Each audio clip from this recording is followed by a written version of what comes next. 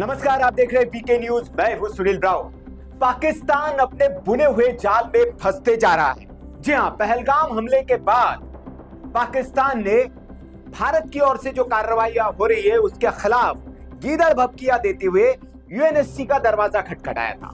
UNSC मतलब United nation security council, सुरक्षा परिषद एक ये संगठन है और इसमें पाकिस्तान अस्थायी सदस्य है। इस नाते उसने एक डोर क्लोज मीटिंग की मांग की थी, मतलब बंद कमरे में एक वो मीटिंग चाहता था जो सुरक्षा परिषद के स्थायी सदस्य उनके साथ पाकिस्तान उनके बीच में अपनी बात रखेगा और इस मीटिंग के जरिए वो भारत पर दबाव बनाने की कोशिश चाह रहा था और वो चाह रहा था कि इसके जरिए कोई बयान यूएनएससी से निकाल दिया जाए जिससे कि भारत के खिलाफ एक उसका प्रोपेगेंडा मजबूत हो सके।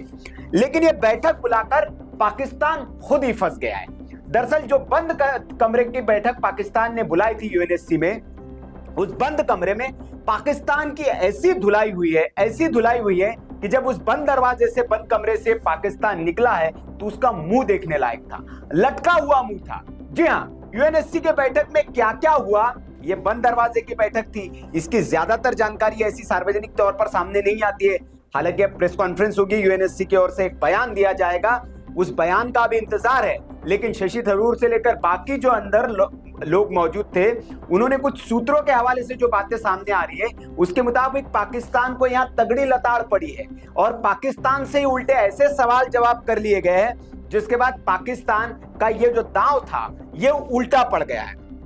मामला क्या है कि दरअसल इस बैठक का इस्तेमाल पाकिस्तान भारत के खिलाफ झूठ फैलाने, कश्मीर के मुद्दे को फिर से उठाने के लिए करना चाह रहा था, यूएन के मंच का इस्तेमाल। लेकिन संयुक्त राष्ट्र सुरक्षा परिषद के सदस्यों ने इस बैठक में पाकिस्तान से ऐसे सवाल, कड़े सवाल किए जिसके बाद पाकिस्तान की बोलती बंद हो गई। संयुक्त राष्ट्र ने पाकिस्तान के झूठे झंडे की, मतलब फॉल्स फ्लैग की कहानी को स्वीकार करने से इनकार कर दिया है। यह बड़ी खबर है और इस मीटिंग का इसके बाद कोई ठोस नतीजा नहीं निकला है। इस मीटिंग में पाकिस्तान से पहले पूछा गया कि इस हमले में क्या लश्कर-ए तैयबा का हाथ है, ये पहले बताइए आप। पाकिस्तान से पूछा गया कि क्या लश्कर-ए तैयबा का हाथ है इस हमले में या नहीं है, ये बताइए। फिर इनसे पूछा गया कि जो आतंकवादी हमला हुआ वहां पर हिंदू लोगों से नाम पूछकर, उनकी धर्म पूछकर क्यों मारा गया, उनसे कलमा पूछने के लिए क्यों कहा गया। और उस बैठक में, जिस बैठक में पाकिस्तान मौजूद था, जिस बैठक को पाकिस्तान ने बुलाया, उस बैठक में पहलगाम हमले की निंदा की गई। तो पाकिस्तान ये सब देखते रहा क्योंकि बैठक उसने किस लिए बुलाई थी और उसी पर उल्टी पड़ रही थी। जो स्थायी सदस्य है सुरक्षा परिषद के, उसमें से कुछ सदस्यों ने खास तौर पर ये जो धार्मिक आधार पर पर्यटकों को निशाना बनाया, इसका मुद्दा भी उठाया कि भैया ऐसे क्यों किया गया और आपका मुल्क जो है वो तो कलमे के आधार पर बना है। आपके ये आर्मी चीफ ने ही कहा है, तो कलमे के आधार पर बना हुआ मुल्क ही किसी दूसरे से कलमा पूछ सकता है। तो ये सवाल भी उनसे पूछा गया। इसके बाद जो पाकिस्तान गीदड़ भभकी दे रहा है, बात बात पर वो परमाणु बमों की धमकी देता है, इसको लेकर भी नाराजगी जताई गई कि ये बात बात पर आपके जो मंत्री है, रेलवे मिनिस्टर भी, जिसको कुछ नहीं पता, वो भी बता रहा है कि इतने परमाणु बम हमारे पास है।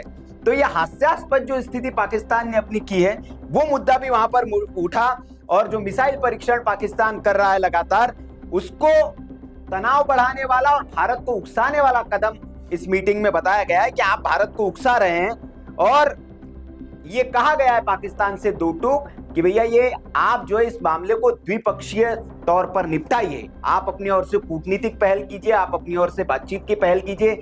आप ही एक भड़काते हैं। ये जो झूठा झंडा जो मैंने कहा, फॉल्स फ्लैग, इसका मतलब आप समझिए, जो सुरक्षा परिषद ने कहा कि आपके झूठे झंडे की कहानी हम स्वीकार नहीं करेंगे, फॉल्स फ्लैग, ये होता क्या है? फॉल्स फ्लैग मतलब आप ही आतंकवाद करें, आप ही चोरी करें और आप ही सीना चोरी करें। मतलब आप खुद चोरी करें और खुद ही विक्टिम बनकर पहुंच जाए कि जी वो चोरी तो हमने नहीं की, हमारे घर में चोरी हुई है। तो फॉल्स फ्लैग इस तरह का है कि खुद जानबूझकर कोई घटना आप करिए और फिर उसके बाद किसी दूसरे पर इसका आरोप मढ़ दीजिए कि ये तो ये कर रहा है।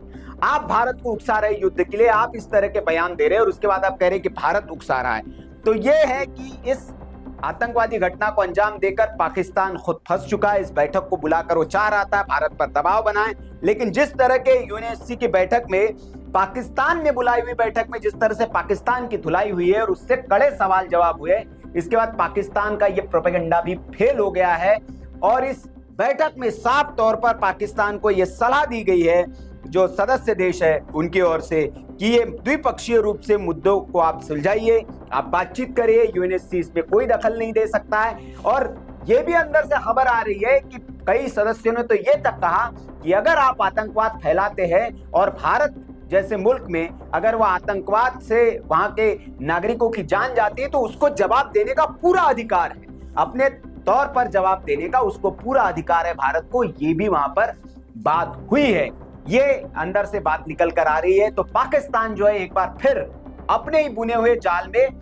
फंसता हुआ दिख रहा है। फंसता हुआ क्या दिख रहा है, फंस चुका है पूरी तरह से और यूएनएससी से भी उसके हाथ कुछ नहीं लगा। आज सुबह ही हमने एक वीडियो आपको दिखाया था जिसमें कल यूएन चीफ जो है यूएन के महासचिव एंटोनियो गुटेरेस उनके ओर से भी एक बयान आया है और उन्होंने अपने बयान में साफ तौर पर कहा है कि पाकिस्तान और भारत जो है दोनों मुल्कों का आपसी सहमति से होना चाहिए। लेकिन उन्होंने पहलगाम हमले जो हुआ उसकी निंदा भी की और उन्होंने पाकिस्तान को एक तरह से लताड़ लगाई इस संदेश में और उन्होंने कहा कि गलती नहीं करनी चाहिए कोई। तो ये पाकिस्तान को एक तरह से संदेश था और अब यूएनएससी की जो बैठक हुई है उसमें भी पाकिस्तान को लताड़ पड़ी है, बंद कमरे में उनकी एक तरह से धुलाई हुई है, ऐसे आप कह सकते हैं। पाकिस्तान की यूएनएससी के जो सदस्य देश थे उन्होंने कड़े और तीखे सवाल आतंकवाद को लेकर सवाल पूछे, जो लश्कर तैयबा का वहां एक्टिव है पाकिस्तान में उसको लेकर सवाल पूछे और पाकिस्तान की इसमें बोलती बंद हो गई है। तो यह खबर है यूएनएससी में पाकिस्तान की तगड़ी धुलाई हुई है। खबर पर आपकी क्या राय है कमेंट करके आप जरूर बताएं। वीडियो अच्छा लगा हो तो लाइक करें, शेयर करें और ऐसी खबरों के लिए